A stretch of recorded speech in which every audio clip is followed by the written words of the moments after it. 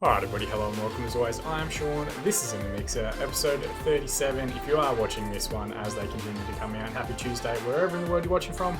If you're watching this back in the playlist, video on demand, whatever day of the week it is for you, I hope you're enjoying it. Yesterday, short little episode. If you haven't gone and checked it out, go and have a look at that one. We just played the one episode in that game. Part of it was because of fixtures getting restructured and whatever else. Part of it was because I was sweating my absolute whatever obscenity you want to attach there, because I'm trying to be not more kid-friendly, but I'm just trying to be more conscious of my swearing and not being a fucking idiot all the time. We did kind of end that one a little bit early. Yesterday, Melbourne was hot. Today, Melbourne is raining. It is stormy. I've got the coat out. Global warming is a real thing, guys. Greta was right. How dare we? Oh, God, why have I even brought that up? I've made it political. I don't want to vilify or alienate people that don't necessarily agree with me. I just want to give them a hug. Let's play some Football Manager. And this is where we currently stand. We have played 29 games, so we've got 2 games on hand on most of the other teams in the division. We're currently sitting on 54 points, but we have been up and down in terms of our recent form. So sitting in 5th spot, we do have one of those catch-up games today against Dagenham and Redbridge, which should potentially see us jump above them if we get a good result and win our game in hand. And then we're also going to play the match against Bromley, which has been adjusted about 17 different times throughout the course of the series so far. Of course, in that last episode, a good 6-4 come from behind victory against Leamington, a massive game, a whole bunch of goals in that one. We then beat Aldershot 1-0, Austin Samuels getting amongst the goals again. Again, we were quite good in this one, we just didn't find that second goal, which has been kind of an issue for us, and I think it's just down to individual quality around the park. We don't finish chances that well, unless it is Austin Samuels, then he finishes everything we give him. We then drew 1-1 with Maidstone, similar story again, didn't play terribly. I made subs a little bit later than what I should have, so you can see these guys, Carson, Haygarth, Major, that came off the bench. They probably didn't have enough time to actually impact the game in a positive manner, but it is what it is.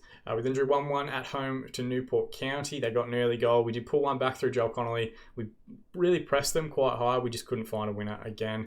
We beat Merthyr Town 2-1 in the FA Trophy. Again, they did equalise. It was relatively level. We haven't kept a clean sheet in a little while. And then we lost 2-1 to FC Halifax. They were quite good in this game, to be fair. They probably could have scored a couple more, if not for some decent performances out of our defensive line. And then we lost 1-0 to Solihull Moors. A very frustrating game. 60 minutes gone, we went to our attacking structure.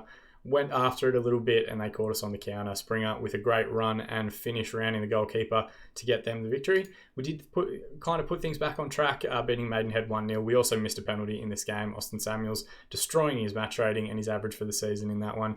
But it takes us up to a massive, massive game now against Dagenham and then also against Bromley. I desperately want to try and get 6 points in this episode so that, kind of January doesn't look as messy. If we end up with any red dots, any yellow dots, it looks up and down. December was a step in the right direction, not dropping any points, or not dropping any points, not losing any games. But January has been a bit up and down, so we desperately want to try and go into February and start that run home in the season in the right manner.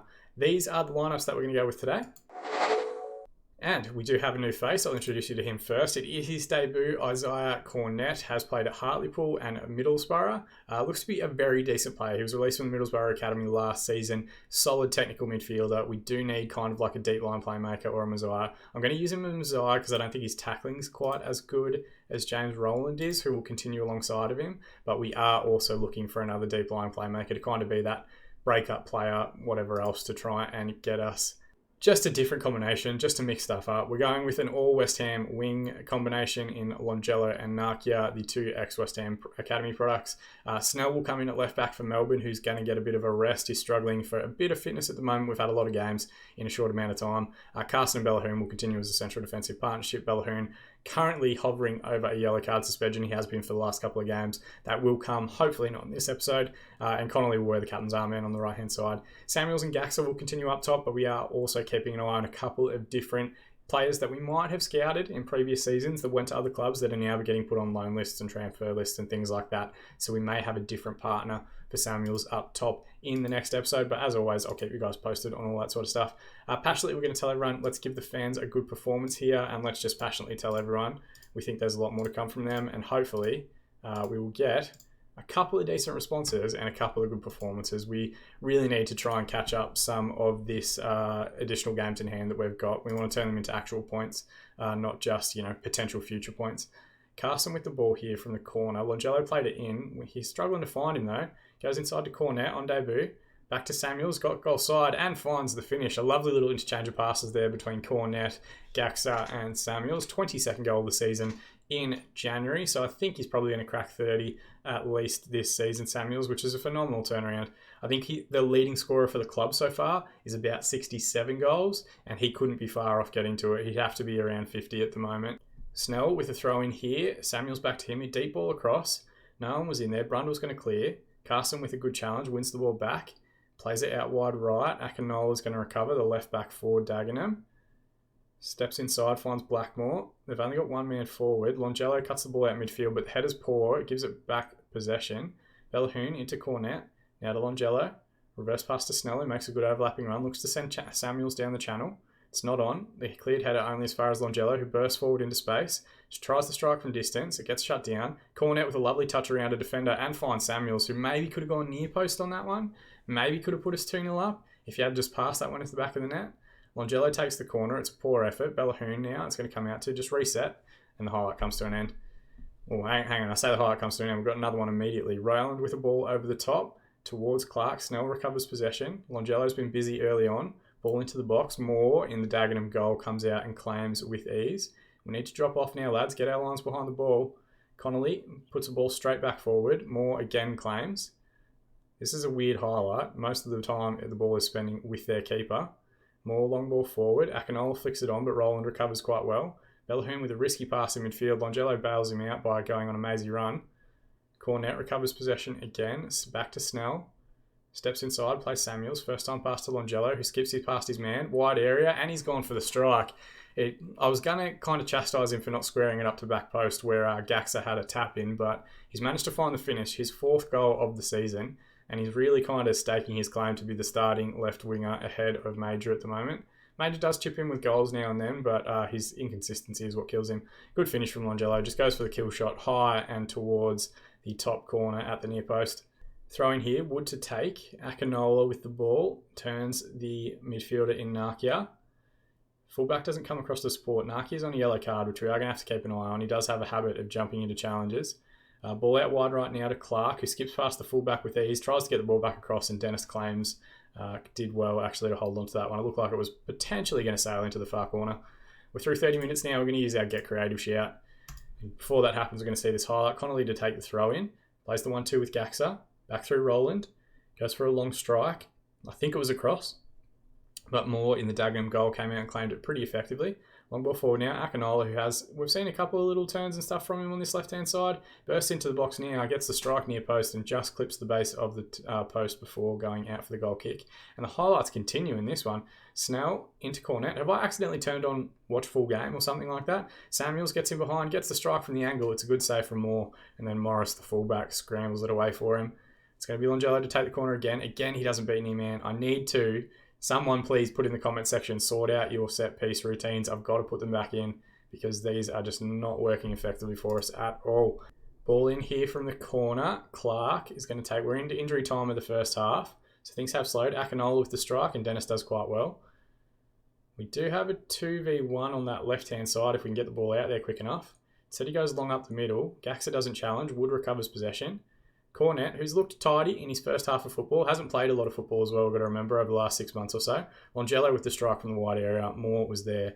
That's the one where he needs to just put it hard and fast back across the 6-yard box and look for the backstick runner. Passionately, we're going to say, very pleased with the performance, lads, keep it going. And we will start the second half. As always, we'll give it 15 more minutes, and then we'll have a look at form, fitness, cards, all that sort of stuff before we make our subs. This highlight is continuing from kickoff. Ball in behind, Glatzel on the right wing is going to chase. We haven't changed anything tactically because we've been pretty much on top, even though they have had a couple of highlights. Ball to Akinola, who's been their busiest player. Deep runner, good header away from Snell. Clark puts it back in towards Glatzel. Back to Clark again, they pinball it around. Glatzel got the last touch on it, but Dennis did quite well to read the play and managed to hold.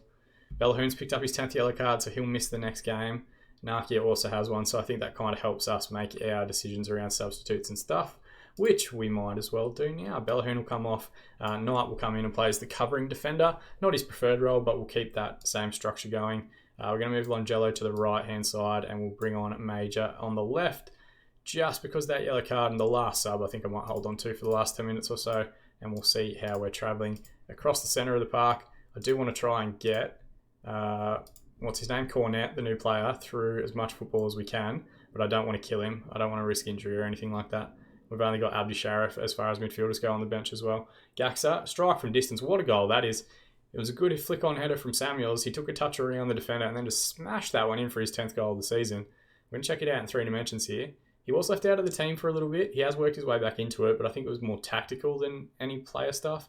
Good touch around O'Connell, the on-rushing centre-back, and then he just takes a couple little touches, smashes that one high over the head of the goalkeeper, and just underneath the crossbar for our 3rd goal of the game.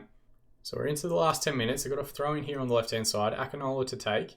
Good recovery from Gaxa. Plays a long ball forward towards Samuels, who turns one. It's another defender he's going to have to beat from the wide area. Instead, he goes to strike. It was never really on. We're going to use our demand more shout. And interestingly, Cornet, who hasn't played football for quite a while, is doing relatively well. He's getting through the game. He's still sitting as one of our higher percentages of match conditioning. So we're going to leave him out there and see if we might give him a rest day after. Reverse pass towards Cornet, who was closing down the keeper. Potential for a goal on debut. Pull out left now. Ball, great reverse pass from Cornet there to find Samuels. An excellent first on ball. We're going to check this one out in 3 dimensions because I'm hopeful the behind goal camera will give us a really good angle to the pass. So you can see Knight just puts it back in here towards Major, and then Cornet, just that reverse pass around the shoulder of the defender. All Samuels has to do is pass that one into the back of the net effectively. It's a wonderful pass from the debutant, and he gets back amongst the assists. Highlight here again, 87 minutes gone. More with the long ball forward. Connolly with a good header. It's going to go to Wood, their substitute fullback. Plays it up the line for Akinola, who has been their best player from what we've seen in the highlights. And he's gotten an assist as well, and he's been dangerous all afternoon. Hurst is the one who gets the actual goal, his 2nd of the year. But they just got Akinola 1v1 in isolation, and he beats Connolly pretty effectively and puts a good ball in, to be fair, just in front of the goalkeeper. Just in front of the goalkeeper, in front of the centre defender. And Hurst nips in front and powers that header home. So again, we haven't had a clean sheet in the longest time, and they've got a corner here again. Clark to take, ball across, Driscoll with the header, just over the crossbar. 3 minutes to be added on. They've got a corner again. Clark's going to take it again. Knight with the header away. Wood back to Akinola. Strike from distance. I think that one's going to get ruled out. It should have. That was obstruction for sure. We'll check it out in 3 dimensions. Akinola gets a goal, which he has deserved. But there's a guy standing right in front of the goalkeeper here. Isn't there? Maybe I dreamt it. This guy just here? Maybe not. Yeah, not really obstructing play. Fair enough. Ball went around the outside of him. Maybe Glatzel could say that he was in an offside position. 30 seconds remaining. We have got a throw in here on the right-hand side. Connolly to take. Ball into the middle is poor.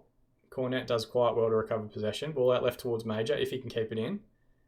Ball across to Samuels. Knocked back to Cornet. Good reverse passing behind for Major. And they've pointed to the spot. I think it was Samuels might have been taken out off the ball. So he's going to have an opportunity to add to his tally for the season thus far. And surely this is the last kick of the game. For his hat-trick, he sends the keeper the wrong way. An excellent performance.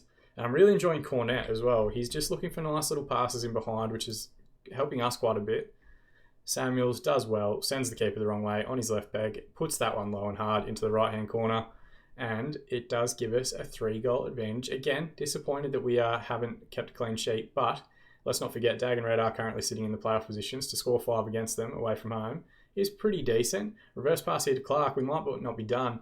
God, the last 2 episodes, man, some of these games that we've had have just been end-to-end highlights the entire time. I don't know what that says about our tactic or our structure. Like, we're creating a lot, but we're also conceding chances. We're just entertaining as fuck. So in the end, 5-2, relatively even stat line here actually. 17 shots, 9 on target, 47% of the ball for Dagenham. We had 18, 9 and 53. Samuel should get the man of the match award for his hat-trick. But really, I'm quite pleased with how everybody played. I'm going to give everyone a rest day just to kind of give them a little bit of a boost. Bellahoon, of course, going to sit out the next one with that suspension. And what we might do is also work Jamie Melbourne back in as well. Let's give everyone that started just 1 day off. Just make the most of the additional conditioning that might come through with that. We don't have to worry too much about training. We've had so many games that everyone should be settled in the shape and formation relatively quickly.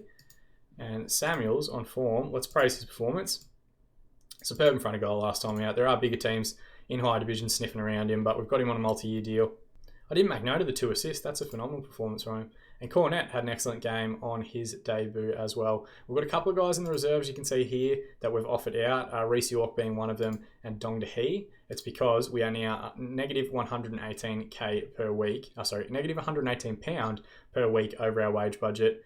We do want to try and get rid of Christian Norton as well. if we can, just to get us back into the positive and give us some room to work in the transfer market as January comes to a close.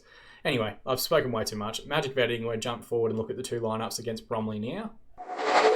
Right, just like that, we are a couple of days ahead. We have just made those couple of changes that we spoke about, but hopefully Cornet with a great start, Longello with an excellent game, and Samuels in decent form can continue in against Bromley as well. They've got a relatively strong looking lineup here. There's quite a few players that we've actually looked at previously ourselves.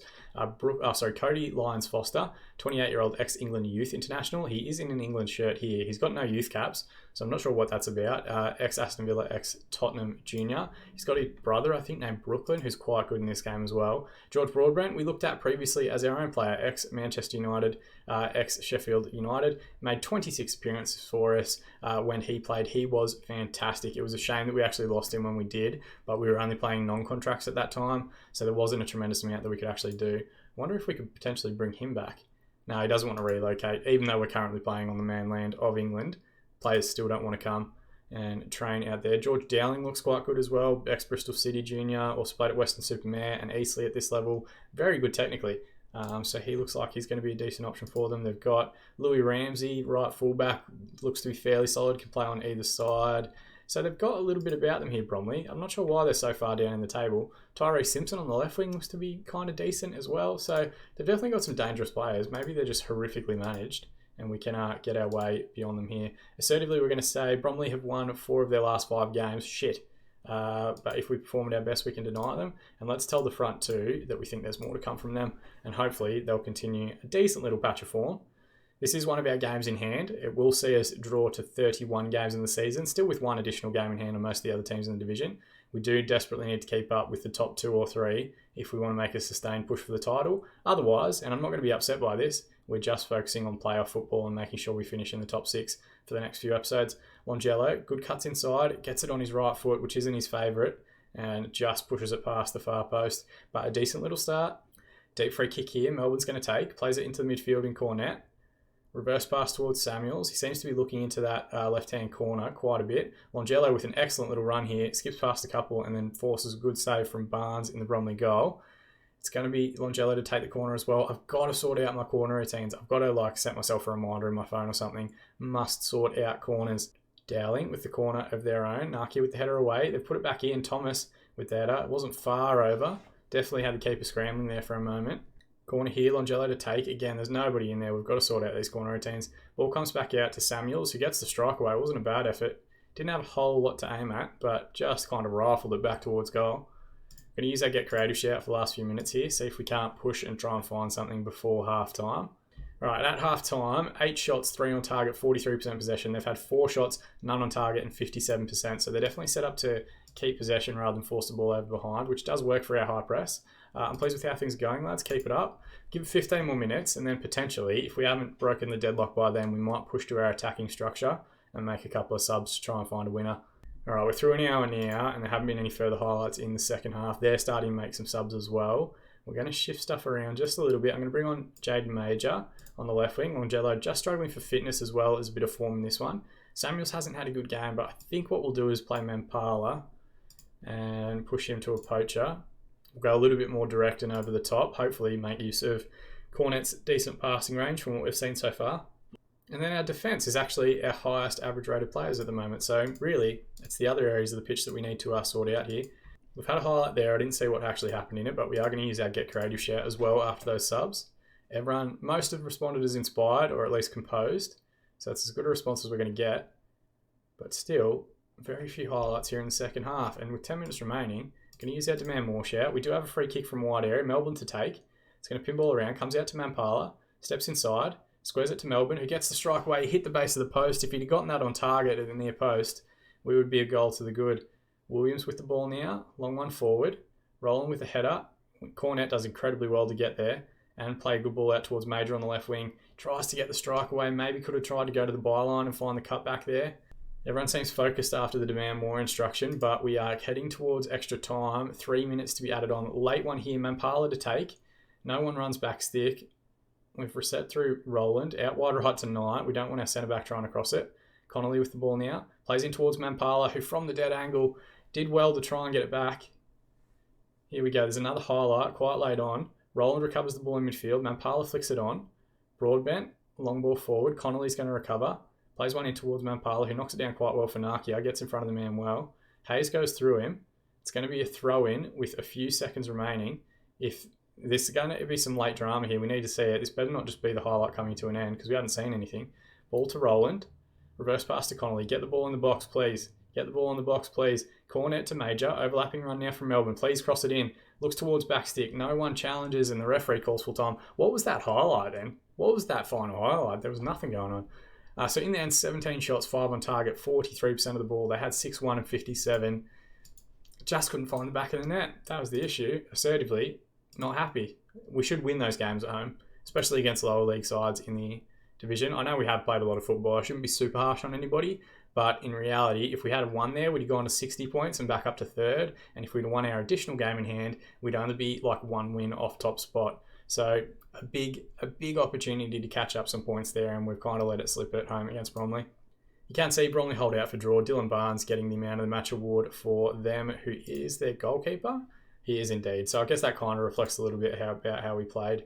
A few players need rest. We are going to start rotating as much as we can as we get through February to try and manage cup competitions and fixture congestion and rescheduled fixtures and all that sort of stuff that we've had happen over the last few days, weeks, months, whatever else. But we are going to jump forward a little bit as well and play the game against Torquay, who is 6th in the league, and then Billericay, the cashed up Billericay, still owned by Glenn Tamplin in the game, still have some decent players for this level, so they should be a good test for us as well.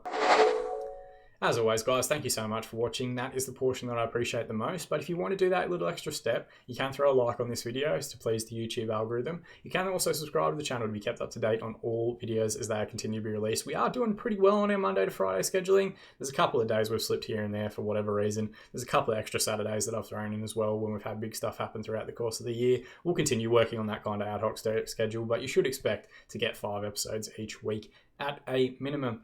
If you look at the links just over there on that side, you can keep up with our Twitter, twitter.com/inthemixer_FM to see all our interactions with the Football Manager community, and it is a fantastic community to be a part of. I encourage everybody, even if you don't make your own content, if you're just a watcher of content, get involved. It's always good to see more and more people out there. You can also keep an eye on our Sunday night Twitch streams, twitch.tv/inthemixer_FM. It's Sunday morning if you're in the UK, Sunday night Australian time. It just seems to be a good time to catch as much of our fan base as we can, but tune in and watch our series on there as well.